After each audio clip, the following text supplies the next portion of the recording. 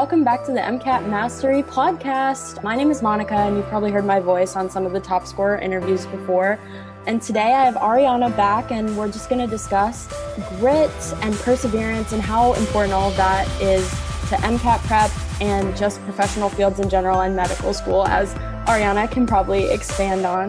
But yeah, that's what we're going to be talking about today, and we think grit in general is really important just in life. So let's launch right in. I think one of the most important things to just start off with, and I know Ariana has a lot of tutoring experience because she's tutored with us for a while. I see a lot of students in my position, so we've seen a lot of the common issues that students are struggling with, but I don't know if you want to expand on that a little bit more since you've had a more direct line to students, but just starting off with the common challenges that we see with MCAT prep. Yeah, Monika, for sure. And it's good to be back. I'm excited to talk about this because it is an important topic. So I think there are a couple different things that I've noticed that students may struggle with. One is plateauing, a big issue, especially once you kind of get over 500, is you hit maybe 503 or 505 or even 510 and you're stuck and you feel like you can't do anything to get past that no matter what changes. And kind of the flip side of that is fluctuations, where one test you may score a 512 and then another practice test you may be scoring a 499 and you're what's going on?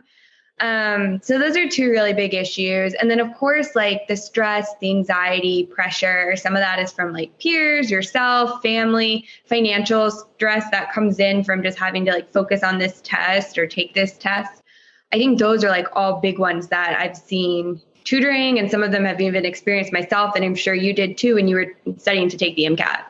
Yeah, for sure. And these are things the stress and anxiety that you get from these things. From my own experience, I had plateaus and definite fluctuations where it was 500 one time and then 497, and you're just that's not a huge fluctuation, but it might have been bigger than that. But that's kind of where grit and perseverance come in then, because that type of stress, it's kind of ongoing and you're always having to reconfront these things that are coming up, I think.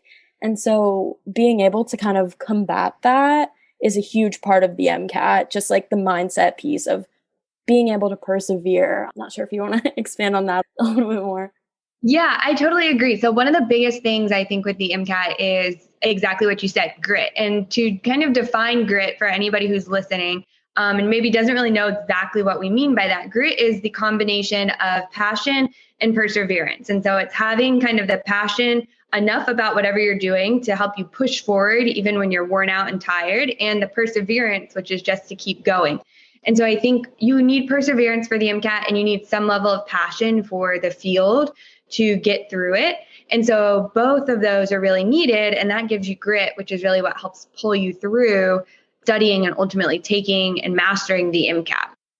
Right. And then I think grit is just something in life that can help you when challenges come up just in general. And I think the MCAT itself, in a way, it is an obstacle before medical school. It is an obstacle just in general, a huge test that you have to confront. But I feel it's meant to teach you these type of skills, the skills that are going to apply to medical school, the skills that are going to help you in life. You might not need to know the content exactly as you learned it on the MCAT later on, but having grit, having that passion and perseverance combo, that will always be helpful later on in life and in medical school, I think. Yeah. And if you think about even the fact that it's a 7.5 hour test, part of that is not just for your own torture to make you hate life, but also it is because one day you're going to have to be pulling 12-hour shifts, 14-hour shifts, overnight in the hospitals. And so they want to go ahead and see now, can you kind of honestly just suck it up and push through even when it's not the best, because you have to do it to get to where you want to go or to do what you need to do. And so I think so many things we talk about, especially at MCAT Mastery, the MCAT is just the opportunity to really either develop or kind of improve on these skills and then use them later in life, whether it's med school, other aspects, just general life, you also need them. Definitely. And as we've talked about in the past, as somebody who's moving on in life and not pursuing medicine, but I took the MCAT, all of these skills have benefited me professionally going forward as well. So exactly like you said, just all these skills in life and things like that are more mindset related and strategical rather than content related, which is what we're big on at MCAT Mastery, are super helpful. But yeah, launching, I guess, more into grit because we started with defining it, but I think letting students kind of know what the characteristics are so that they can see if they have what it is that grit kind of encompasses. So we have like a few characteristics here, and I think they kind of help develop what grit means to an individual on like an individual level, so that they can kind of, figure out whether or not they're feeling as though they have grit or if they need to develop it a little bit more, if you're kind of get what I'm saying. Yeah, I think it's a great idea to go through. We'll go through some of the characteristics of grit because, like you said, one of the biggest things about grit is that it requires a growth mindset. And so part of us discussing the different characteristics is not like if you don't identify with some of them to say, oh, I don't have it, I must not be able to do it, but instead to look at it and go, oh, I might not be all the way where I need to be in this area. How can I improve on this and move forward and develop it further so that I get to that point? And so I think that's like a really big thing to keep in mind as we go forward with some of these characteristics. If you don't have it or you feel weak in that area, recognize that. And we're also going to talk about some ways to improve it and that sort of thing so that you can ultimately develop grit and get through this and other things that life throws at you. Starting with some characteristics, I think the biggest one like that comes to mind right off the bat is commitment. And that just means like you're going to do it. And for the MCAT, you kind of have to decide like you're going to do it. You have to register for it. And so I think just being committed to actually completing it is really important for grit. Definitely. I feel like sometimes with the MCAT, it's really easy to like sit down and be like, I'm not actually going to schedule the test until I'm like halfway through and like feeling a little bit wishy-washy about it. And that's completely fine. It's so fine to feel stressed out and overwhelmed and want more time to think about things. But eventually, in order to fully launch yourself and put everything you have into studying, I think that commitment is really necessary. If you have a test date and you know that it's coming up, the studying that you're going to be getting in is you will have that deadline to like hold you accountable, if that makes sense. And so just committing to knowing that you are going to put everything you have into the journey is just a huge part of getting started with grit and being able to persevere because you have devoted yourself to it so intensely and so fully. Totally. And I think that's another reason we like push students and we want to work with students really to develop schedules because that's another way to hold yourself accountable. And I think you can look at commitment as holding yourself accountable to actually completing it too. And so figuring out ways to do that, whether it's a schedule, whether it's having like rewards after you do something, all of those different things play a role. But another thing that happens is anytime you hold yourself to something, you will kind of face setbacks, no matter what it is. Like nobody's really able to do anything 100% perfect all the time. And so then it becomes, when you face the setbacks, what are you going to do about it? And I think this is where resilience really comes into play and the principle or the idea of like when you get knocked down, getting back up and going back to it. And we see this a lot in MCAT with tutoring, like people get really upset when they miss questions. And so then you kind of have to flip your mindset and say, okay, every time I miss a question, this is an opportunity to like get better and to learn more and to move forward. And I think that's one of those things that is throughout MCAT prep and throughout life, you really need to use, and being resilient is a skill you'll use always. Definitely. And I think with tutoring, that's a great thing that you bring up. And I think with the MCAT, resilience comes in two different ways too. Like there's resilience, there's like almost three types. There's resilience, like question to question. So if you get a question wrong, like being resilient, being able to like, the MCAT is putting hard questions on there to see how you're going to react. And if you're able to like bounce back from that. Exactly. And also section to sections. We all know it starts with Chem and Phys, which is a hard section for a lot of people. I struggled with that section.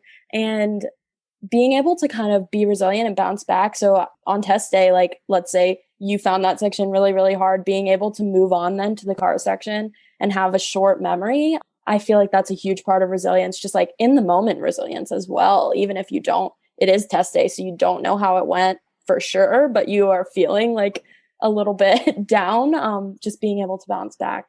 And then also, of course, practice test to practice test. That's a huge one as well. If you are plateauing, for example, and you're stuck at like a 500, getting 500s, 5 times in a row, or you're retaking the exam, for example, being able to get back on the horse and just treat every practice test like it's a new practice test. And again, having a short memory and not letting each practice exam kind of bleed over into the next one.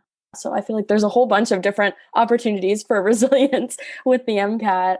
And I was going to say, I really like your idea of the short mindset, because that leads us a lot to the idea of mental toughness. And like exactly what you said, when you roll out of Chem Phys, a lot of times you'll be like, oh man, I just bombed this test. Like I've ruined it. It's over. Like even in practice tests that happens. And so recognizing that that is something that's going to occur, you do want to have a short memory, because you don't want to bring all that negativity into cars with you. And then you actually do, maybe you did final Chem Phys, but your mindset was so messed up, you actually end up hurting yourself in cars. And I think that's where mental toughness comes into play, where remembering, even if in the moment it feels like you didn't do well. And I will honestly say, like, that feeling does not go away now. As like a second year student, I still walk out of every single test and I'm like, I don't know if I did it this time. And so you have to almost be uncomfortable being uncomfortable and not let that shake you, and just say, okay, well, I worked my butt off. Like I did this as much as I could. I put in, and something one of my friends and I, when we talk after the exam, something we always say to each other is like, well, is there anything else you could have done? Nope, there's nothing else I could have done. And so I think that's an aspect of mental toughness, is just how much work you put in, and recognizing you may feel anxious, you may feel upset, and that's okay, but not holding on to that so much it messes up your other sections or your next practice test, or like you said, if you're retaking, having to retake the test again. Yeah, I'm glad that you bring up like that real world experience. Like this isn't something that goes away either. And being mentally tough, being able to catch the things that life throws at you. For example, you know, a lot of people just in professional life and on the pre-med track in general, I feel like this is common, just having like a lot of anxious thoughts surrounding grades, surrounding your GPA, surrounding the MCAT for sure. And then of course that comes with medical school as well. You have exams, you have several years to get through. And so anxiety and stress, those are things that might not go away on this path. And so being able to kind of separate yourself from those thoughts and just remind yourself that those thoughts can pass. Like you don't need to really ruminate on them, and just being kind to yourself. I think these are like mindset related things, and it is mental toughness. It's almost kindness as well. Like being able to bounce back almost requires you to give yourself a little bit of a break and say, yeah, I prepared as much as I could. There was nothing else I could have done. I love that. That's a great thing to say, because you truly did everything you could. And so it's almost like a coping mechanism as well. Just like, how do you deal with failure? Do you let that anxiety kind of infiltrate what's going to happen next? Or do you remind yourself what you've done so far and potentially ask for support too? So I think that's another thing that is really important about what you said, that you and your friends, you come out of the exam together and you support each other. And I think being able to get support from other people and support other people, that's a way to build mental toughness almost. Like building that together is easier than building it alone, potentially. So Yeah, I think that's a great point. And a lot of times too, like when you're in, so I like how you said, don't ruminate on it. And I think the important thing is like recognize the emotion is there, so you're not ignoring it, and then let it go. You don't have to keep focusing on it. And sometimes that's really hard to do. And so letting somebody else help you through that by reminding you is also really great. So like I will say my family is really good. Like whenever I'm freaked out before a test or waiting on grades, they're like, okay, but every single time it's been fine. And they help put it back in perspective in a way that when I'm in that state, I really can't.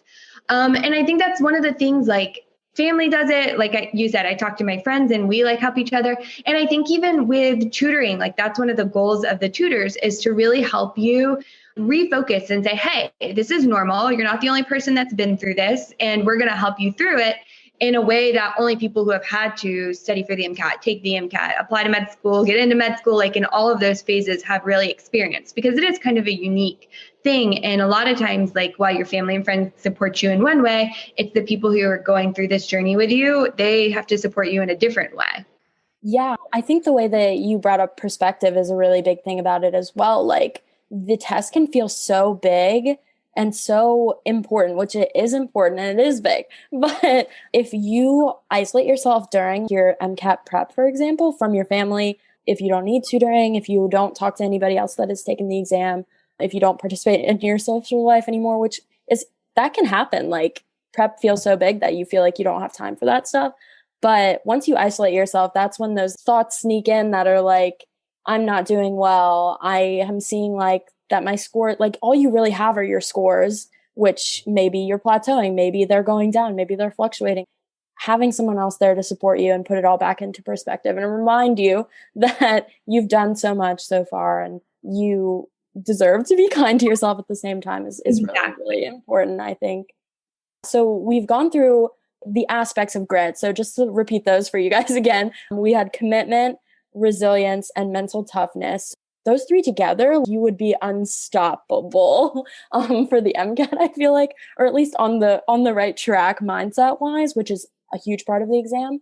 So I think now going into the development piece of grit is really important as well. So you guys can know how to kind of develop these skills. If, like Ariana said, maybe you find that you're lacking in commitment, maybe you find that you're struggling with resilience. That's a huge one. So yeah, now we're just going to go into how to develop grit and the aspects of grit that we just talked about. Yeah. So I think there are two ways when thinking about developing grit, like how we can approach it. So the first is just like kind of overall life, like how do we do it? And then the second piece is like, how do you connect this back to the MCAT to like make it applicable? And so I think starting with just life in general, like you have to practice. And so like we said, with several of these things, like you don't just wake up one day. Well, maybe you do. I don't wake up one day and go like, oh yes, it's okay. I'm about to take a 7.5-hour exam, but I'm going to crush it. Like I'll score in the 90th percentile. Like it's all good. Like that's not really how it happens. And so I think having to do what we talked about, like recognizing, okay, I'm having an issue in this area. Today is just not a good day for me. And maybe you have one area you struggle in all the time, or maybe it fluctuates depending on where you are. So I think recognizing and then putting it into practice, whether it's by saying, okay, I'm really upset how this practice test went, and I'm going to go through it and break it down, but I'm not going to hold on to it, is like an example of how you do that. And so it's just so important to practice how you're going to kind of get through these different things you just listed off for us. For sure. And practicing how to do that is super important. And I think that's the reason why we're here and why we're in this podcast, of course, is because if you don't know what grit is, if you don't know the aspects of grit and like where you might be lacking, it's harder to practice because you don't really know why you're feeling like a certain way or what you need to build really. And so practicing is super important, but also focused practicing and being aware while you're practicing what exactly it is that you need to build. Maybe you're committed, you're very committed. That's amazing. But noting that and then saying to yourself, I'm not really feeling like my resilience is really there. I have trouble bouncing back, and that's completely valid. And so building that, practicing that skill specifically and reminding yourself that it is an aspect of grit along with commitment, and you need all of the aspects to kind of fully encompass it. So yeah, definitely practice, of course, is always going to help you. And then the second portion of grit, and we have already talked about, you know, how grit is passion and perseverance kind of linked together, is the passion piece. So reminding yourself why you're on this journey to begin with. I feel like this is something that we talk to students a lot about is, again, the perspective. So if you feel really isolated, if you feel like you are struggling with the exam and going from test to test, just reminding yourself that you are here to become a doctor and you're passionate about it. And if you put everything you have into it, you can get there. And the main goal at the end is kind of what you're working towards. So that can kind of help with the discouragement piece, I think. Totally. And I think a big misnomer students see is, or that they think is like, well, maybe if I'm like not passionate about it, or if I'm doing well, then I am passionate about it. And I think in some ways you need it to get through the MCAT, but you also have to separate it. And I think I'm an example of this. I did like perfectly fine on my admissions test to dental school, even though I would say my level of passion for dentistry and medicine are different. And so I think recognizing that passion you can't equate that to like test scores or how you're doing, whether that's lower scores or higher scores. Instead, it's like your intrinsic desire, like, why do I want to do this? And you need to like write that down. And I will say both times I took admissions tests, dental school and med school, like I had my reasons why. And those reasons really helped drive me to like take the test and do well. Now, is one stronger than the other? Yes. And I obviously went that direction. But both times I was very clear with myself, like, this is why I'm doing this. This is the end goal and I'm going to get through it. And so I think it's always helpful to know that, exactly like you said, like, why are you doing this? What makes you want to do this? Because it's not something you just do for fun necessarily. Yeah, this might like bring up questions for you, which is always good. If you're taking the MCAT, let's say, I mean, look at my situation. I took the MCAT and I'm not going into the medical field. And I found passion somewhere, apparently. Not sure exactly what I was passionate about, but maybe if I had sat down at the beginning of that journey and said, why am I doing this? What is it about this test? What is it about this journey that I'm excited about that is going to get me through like all the struggles that the MCAT is going to put me through? Maybe then, I would have realized earlier that the medical field wasn't for me and I wouldn't have had to take the MCAT at all. But that being said, you can get passion from all sorts of different places. I do think I had passion for knowledge and learning and things like that and continued education. And so I think that's where the passion was for me. I was goal oriented. And if that passion comes out in that way for you, that's great as well. So you can always develop that, but definitely make sure that there's some sort of passion there. And you can always be critical about it as well. Like, is this really what I want? And if the answer is yes, then the passion should be there, and the MCAT is just a piece of the journey. So that's something to remember on your way there. I think it's a great point, and it's like super important. And especially coming from both of us, having both shifted, but in opposite ways, like you definitely can find passion in other places. I would say how I did my dental admissions test was very similar.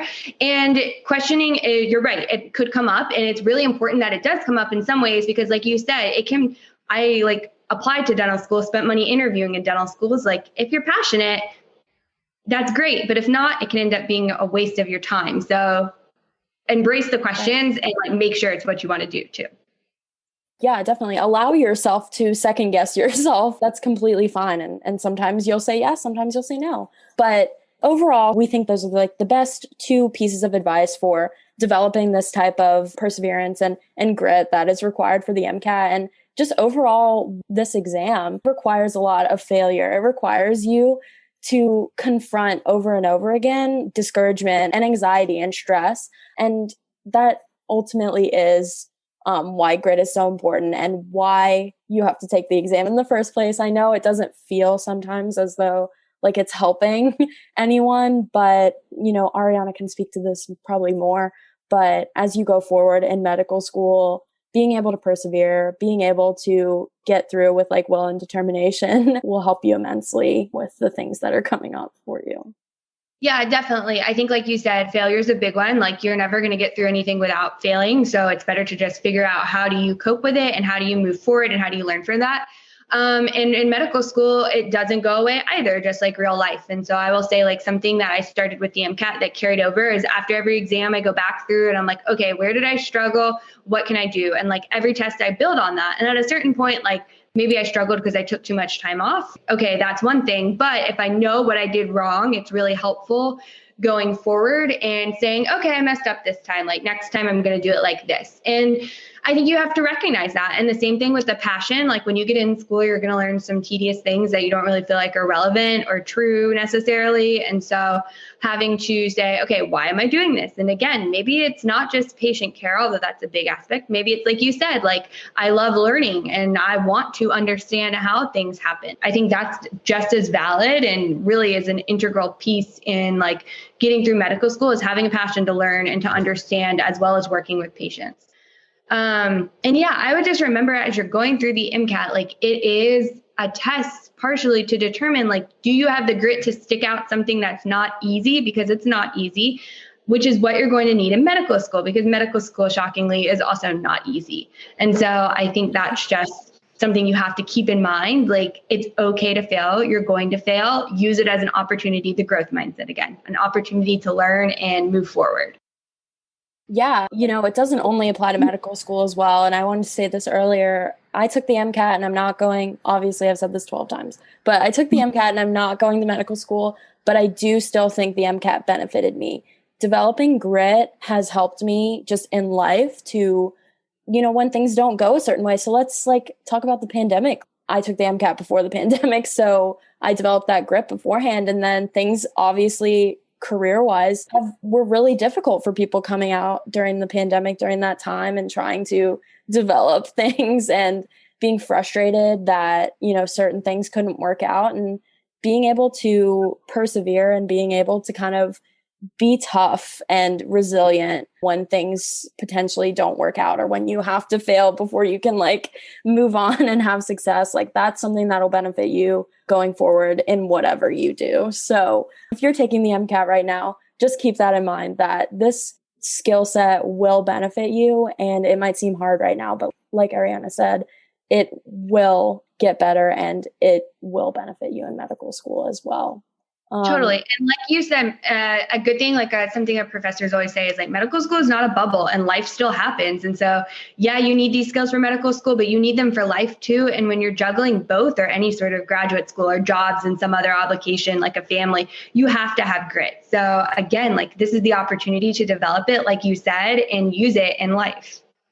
Definitely. I feel like we have talked grit to death now, but hopefully you guys just have an idea about, what it is, how you can develop it, and why it is, we just think it is so important, both for medical school and just for life in general. So if you guys want to read further about grit, there's an article called What is Grit and How to Develop It for a Successful Life by Ashley Elizabeth on Lifehack. That's a great article to read if you want to know more about grit there.